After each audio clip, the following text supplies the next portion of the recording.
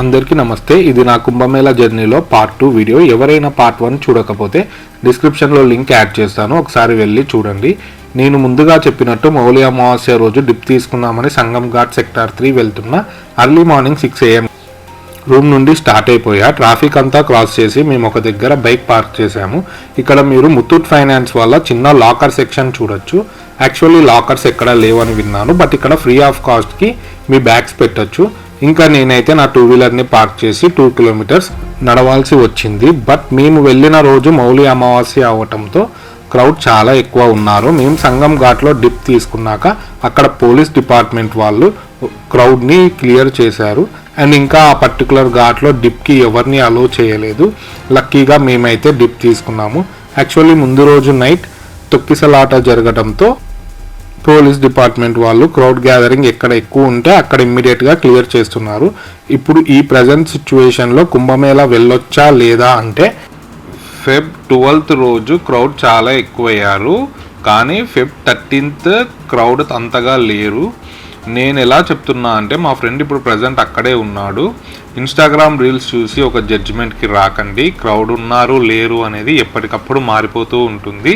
144 yearsకి ఒకసారి వచ్చే మూమెంట్. ఇది మీకు పాసిబుల్ అవుతే ఖచ్చితంగా ఒకసారి వెళ్ళడానికి ట్రై చేయండి.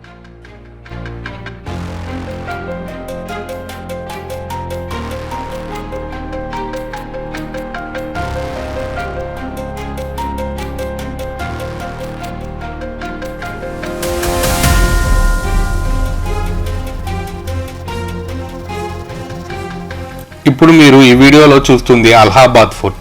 ఫోర్ట్కి కొంచెం ముందుకు వెళ్తే బడే హనుమాన్ టెంపుల్ వస్తుంది. క్రౌడ్ ఎక్కువ ఉండడంతో టెంపుల్ని క్లోజ్ చేశారు. ఇక్కడ 20 అడుగుల హనుమంతుల వారు నిద్రిస్తున్నట్టు దర్శనమిస్తారు. కానీ మా బ్యాడ్ లక్, మేము వెళ్ళినప్పుడైతే క్లోజ్ చేశారు. ఇంకా అలోపి మాత శక్తిపీఠం కూడా క్లోజ్ చేశారు. సో ఇంకా మేము అక్కడికి వెళ్ళలేదు.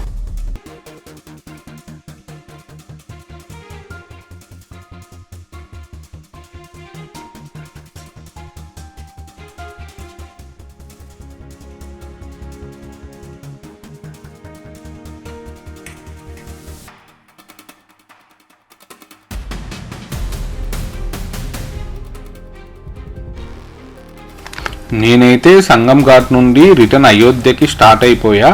బట్ ఆ రోజు ట్రాఫిక్ ఎక్కువ ఉండటం వల్ల నేను ప్రయాగ్రాజ్ సిటీని క్రాస్ చేయలేకపోయా.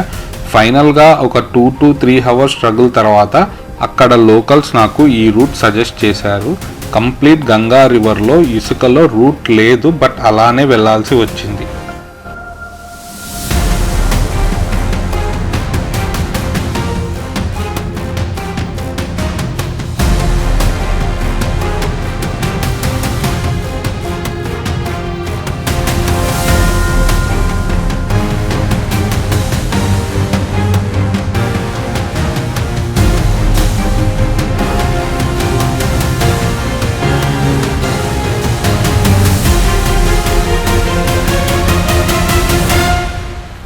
ఫైనల్గా నాకైతే జస్ట్ ప్రయాగ్రాజ్ సిటీ క్రాస్ అయ్యి హైవే ఎక్కడానికి 3 hours టైం పట్టింది.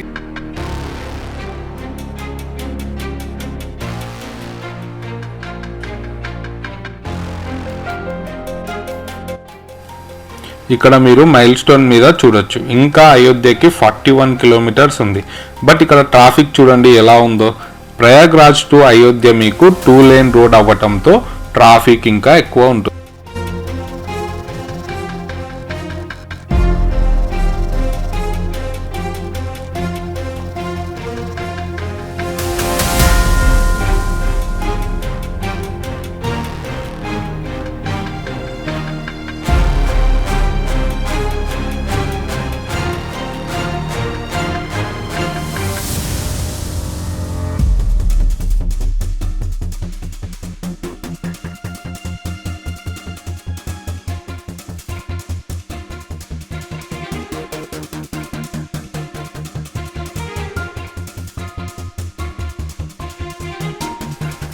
ఫైనల్గా నేను నైట్ అయోధ్య రీచ్ అయిపోయా. ఇక్కడ మీతో ఒక విషయం షేర్ చేసుకోవాలి అనుకుంటున్నా. యాక్చువల్లీ నేను అయోధ్య ఎంటర్ అవ్వకముందు గోఐబీబో యాప్లో రూమ్ బుక్ చేసుకున్నా. హోటల్ నేమ్ వచ్చేసి శ్రీ నవదుర్గ గెస్ట్ హౌస్. ఆన్లైన్లో నాకు 1300 రూపీస్ పడింది. బుక్ చేశాక హోటల్ ఓనర్ని కాంటాక్ట్ అవుతుంటే అవుట్ ఆఫ్ కవరేజ్ వచ్చింది. సరే అని లొకేషన్ పెట్టుకొని వెళ్ళిపోయా. బట్ ఆ లొకేషన్లో నవదుర్గ అనే నేమ్తో ఏ హోటల్ నాకు కనిపించలేదు. ఇంకా నేను వేరే హోటల్ వాళ్ళని అడిగా, ఇక్కడ హోటల్ నవదుర్గ ఎక్కడ ఉంది అని. అతను ఏంటి ఆన్లైన్లో బుక్ చేసుకున్నారా అని అడిగాడు. అవును భయ్యా అని అంటే, ఆ హోటల్ వాళ్ళు ఫ్రాడ్స్ ఎక్కువ చేస్తారు, మొన్న ఇలానే వేరే వాళ్ళకి 8,000 స్కామ్ చేశారు అని చెప్పాడు. మీరు రండి నాతో అని ఆ హోటల్కి తీసుకొని వెళ్ళాడు. ఆ ఓనర్ని పిలిచి మాకు చెక్ ఇన్ ఇవ్వాల్సిందే అని ఆర్గ్యూ చేస్తున్నాడు. మీన్వైల్ నేను గోఐబీబో కస్టమర్ కేర్తో మాట్లాడుతున్నా. హోటల్ ఓనర్కి కాల్ చేసి వాళ్ళు కూడా ఫుల్గా క్లాస్ పీకారు. బట్ నాకు మాత్రం 1,300 రూపీస్కి రూమ్ దొరికింది. ఫైనల్గా చెక్ ఇన్ అయిపోయా. ఇలాంటివి జరుగుతుంటాయి. మీరు ఆన్లైన్లో తక్కువ ప్రైస్కి హోటల్స్ కనిపిస్తే బుక్ చేసుకోకండి. ఆ హోటల్ నేమ్ గూగుల్లో ఎంటర్ చేసి లొకేషన్ వెళ్ళి బుక్ చేసుకోవడం బెటర్. ఇక్కడ మీరు చూస్తుంది అయోధ్యలో హనుమాన్ గర్హి టెంపుల్. మేము ముందు రామ్ మందిరం వెళ్దాం అనుకొని స్టార్ట్ అయ్యాము. అయోధ్య రామ్ మందిరం గురించి కొన్ని ఆసక్తికర విషయాలు ఇప్పుడు మనం తెలుసుకుందాం. అయోధ్య రామ్ మందిరం నిర్మించడానికి ఐరన్ స్టీల్ యూజ్ చేయకుండా గ్రానైట్స్ అండ్ కాపర్ని యూజ్ చేసి కన్స్ట్రక్ట్ చేశారు. టెంపుల్ కన్స్ట్రక్షన్ అప్పుడు థౌజండ్స్ ఆఫ్ ఫేమస్ పుణ్యక్షేత్రాల నుండి మట్టి ఇంకా నదుల నుండి వాటర్ తీసుకొచ్చి కన్స్ట్రక్షన్లో యూజ్ చేయడం జరిగింది. అయోధ్య టెంపుల్ చాలా స్ట్రాంగ్గా కట్టారు. ఎలాంటి భూకంపాలు కూడా టెంపుల్ని డిస్ట్రాయ్ చేయలేనంత స్ట్రాంగ్గా నిర్మించారు. అయోధ్య టెంపుల్ మన ప్రపంచంలోనే 3rd లార్జెస్ట్ హిందూ టెంపుల్గా చెప్పబడింది. ఎందుకంటే ఈ టెంపుల్ 70 ఏకర్స్లో కన్స్ట్రక్ట్ చేశారు.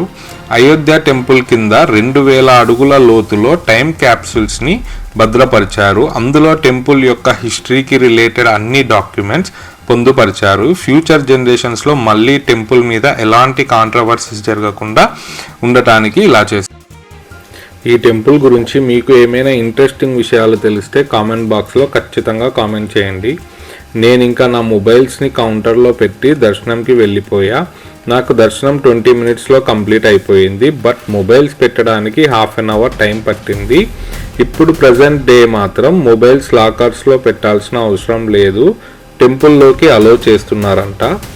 నేను నెక్స్ట్ అయోధ్య టు కాశీ ఎలా చేరుకున్నానో మీరు పార్ట్ 3లో చూడొచ్చు. ఫైనల్గా ఈ వీడియో మీకు నచ్చిందనే అనుకుంటున్నా. Please like, share and subscribe travel with Prashant. Have a great day.